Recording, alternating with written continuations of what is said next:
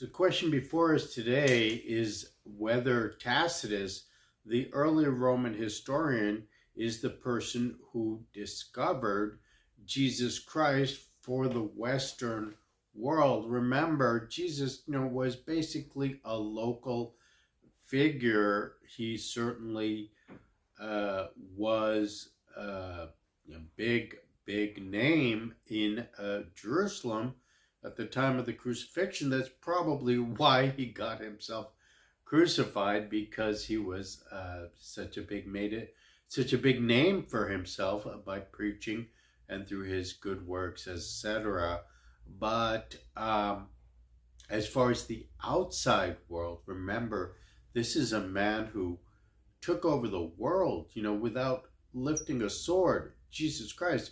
And the Roman historian Tacitus, writing about emperors, and in his historical book, his history book, Tacitus mentions Jesus in the context of the burning of Rome, where basically Emperor Nero himself, took some blame. Rome was burning and Nero was playing the fiddle. Well, that was a famous story, but what most people don't know, that in telling that story, that Tacitus, actually brings up Jesus Christ, because it was the Christians in Rome that were blamed, of course, as with everything else, and they were martyred in large numbers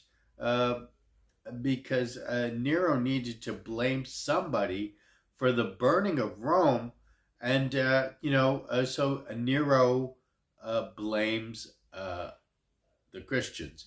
Now, it's right here in this book, Tacitus Annals, Annals, and this is the 1982 English language edition. It's a beautiful print, and the other nice thing about this is the artwork in here, the etchings of Giovanni Battista Piranesi, which is an artist I'm sure all of you are well familiar with. But if you're not, what a great name, Giovanni Battista Piranesi, that kind of name.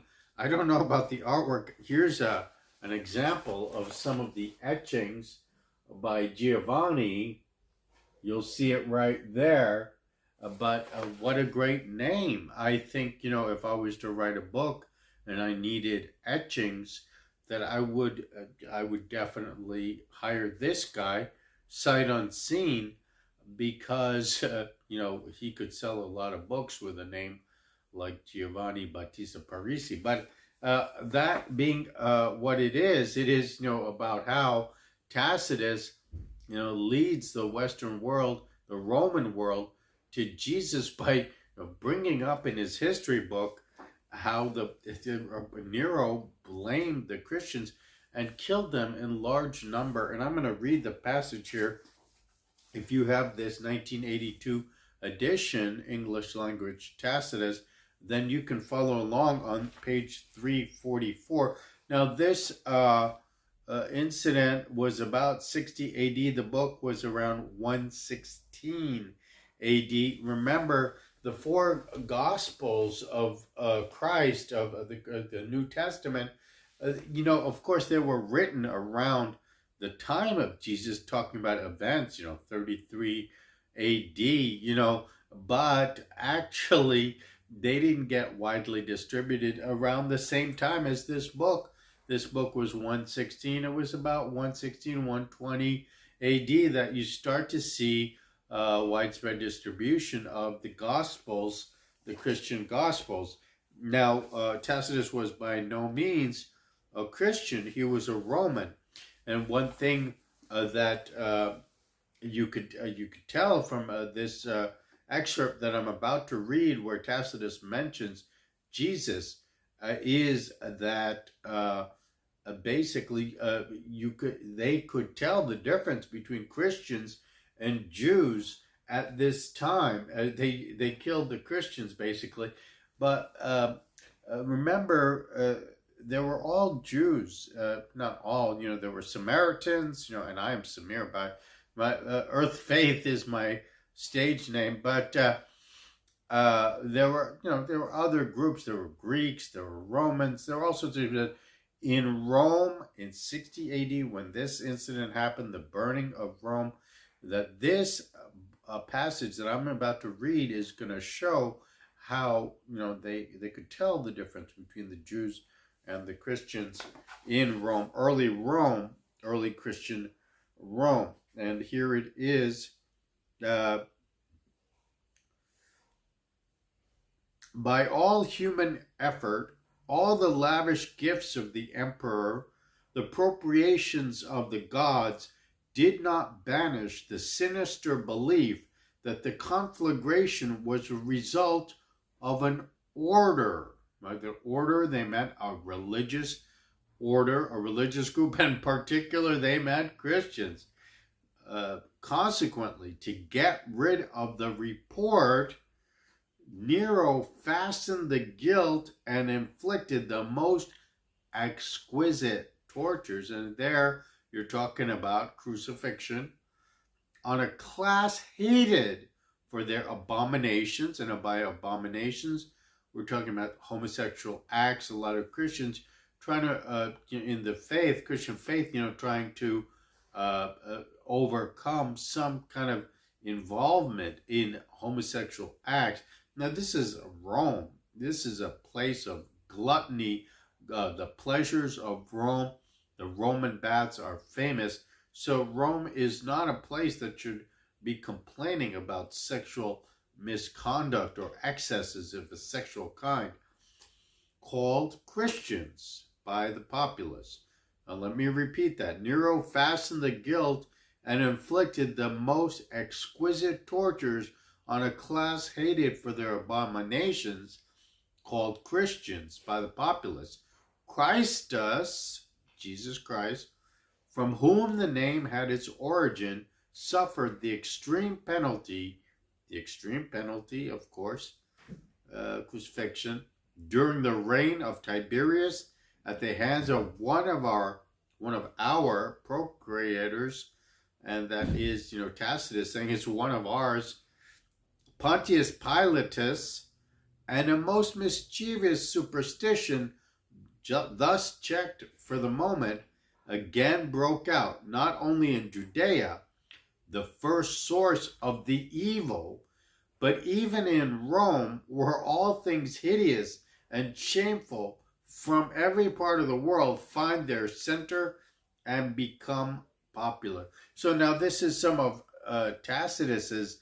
This is written around 116 AD, and Tacitus, his opinion of Jesus and the Christians as all things evil, hideous and shameful from every part of the world. So here I'm going to continue. Accordingly, an arrest was first made of all who pleaded guilty. So some of these Christians, after probably being tortured, had to plead guilty to burning Rome as the crime of burning Rome. Now this is 116. Remember, the Romans were involved in the crucifixion of Jesus, so the Christians would feel justified in making retribution on Rome for the burning of for the crucifixion of Jesus. Then, upon their information, an immense multitude was convicted.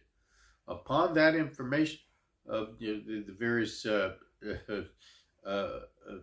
confessions, a large multitude of Christians were convicted, not so much of the crime of firing the city as of hatred against mankind.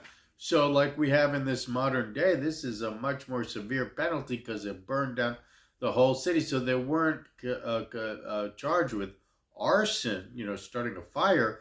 They were charged with hatred against mankind.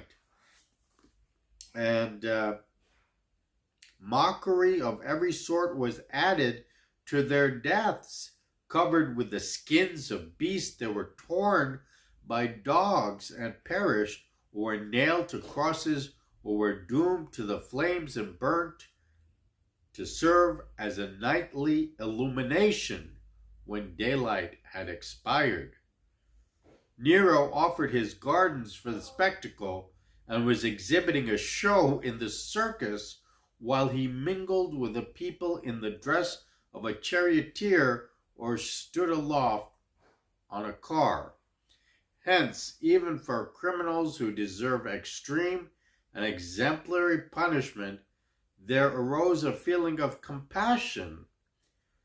So even though there were criminals, and they don't usually feel sorry for criminals, the punishment against the Christians by Nero was so extreme that people felt compassion for the Christians, for it was not, as it seemed, for the public good, but to glut one man's cruelty, that they were being destroyed, that the Christians really, just by Nero's excesses and a desire for cruelty, that the Christians were severely punished and tortured. And this is Tacitus, Annals, around 116 AD, describing events in 60 AD wherein the Christians were blamed for the burning down of Rome. This is about 30 years after the crucifixion of Jesus Christ. Earth Faith here, signing off.